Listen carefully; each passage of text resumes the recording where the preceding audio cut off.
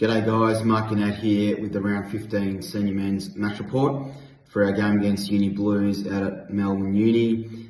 6 changes this week, so in we had Jack McCorkle, Harry Dixon, Ryan Walsh, Jake Tawney, Andy Gelbart, a skipper, and Reece Galvin in for his second game of the season, which was great.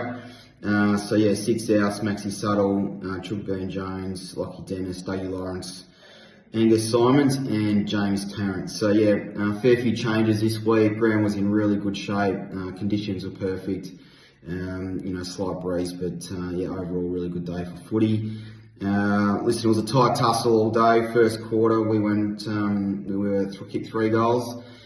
Blues kicked a goal right on the siren. They had kicked 7 points as well, but a lot of those were sort of rush kicks. So we took an 8-point lead in at quarter time, and we're looking pretty good. We had a good run at it. They probably, as I said, had a few shots later on in the quarter, but we were okay with the way that the game started. Second quarter, Blues got one straight out of the blocks, which was a bit disappointing out the back, deep in our back line. But overall, we still held the lead at half time, so we're up by 5 points, so losing the quarter by 3 points overall.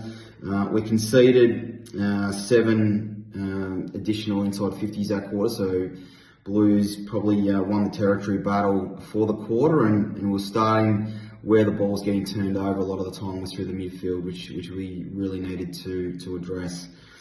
Third quarter, made a couple of changes at half time. Brody Easton into the middle, Jack Lipscomb forward. That reaped immediate dividends. Brody got his hands on the footy pretty quickly and delivered to Lipper, who kicked a nice goal.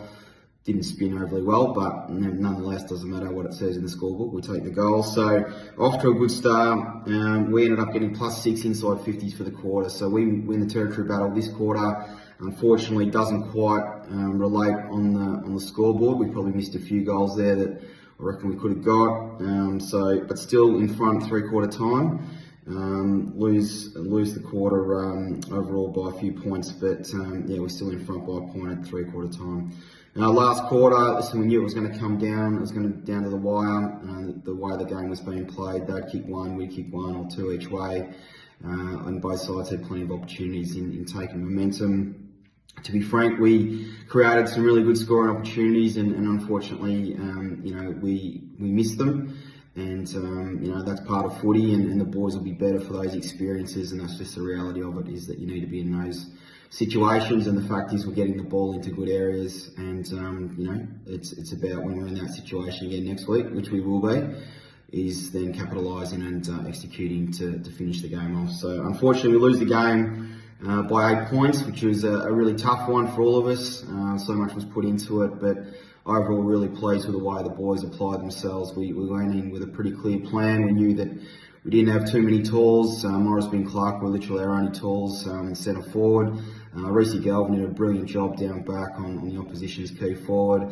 Charlie Schilling was awesome on the inside against the Oppo's best mid, who's been averaging well over 30 touches a game, and he only achieved 18 on the weekend. So a number of guys really stepped up and did their thing, and as I said, it's a really good learning experience. One area we do need to improve is those midfield turnovers and trying to retain possession. Early in the year it was more D50, now we're sort of into that middle third where we want to make sure we can get some clean ball and get some entries in forward, which, like I said, we created plenty, but hopefully this week we can finish our work.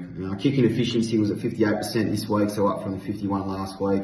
Put a lot of work into that during the week and continue to do so, and disposal efficiency at 66%. So, like I said, tough result. We're all hurting, but we also know that in 7 days there's another game to be played, and it's a very important one for us against St Bernard's at Camberwell. So we'll do everything we can to prepare well, and we will look forward to putting our best foot forward. Thanks again.